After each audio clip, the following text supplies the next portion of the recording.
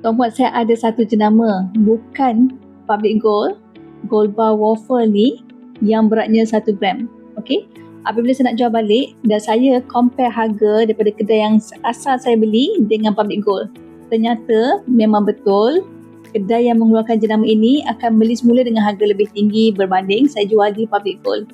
Tetapi satu kekurangan, apabila saya perlu ke kedai tersebut yang sangat jauh daripada rumah saya berada di Selangor dan kedai ini berada di salah satu negeri di pantai timur.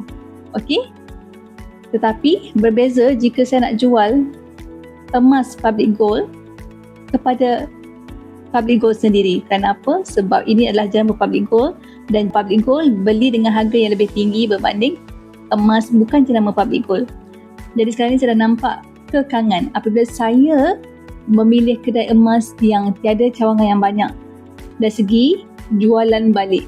Okey tuan puan, untuk pengetahuan, public gold memiliki cawangan yang banyak iaitu hampir di seluruh Malaysia. Jadi di mana saja anda berada, anda ada emas public gold, anda boleh jual apabila anda perlu untuk dapatkan buyback harga yang lebih tinggi. Kerana setiap kedai yang mengeluarkan emas mereka seperti public gold akan membeli harga yang lebih tinggi berbanding jenama yang lain.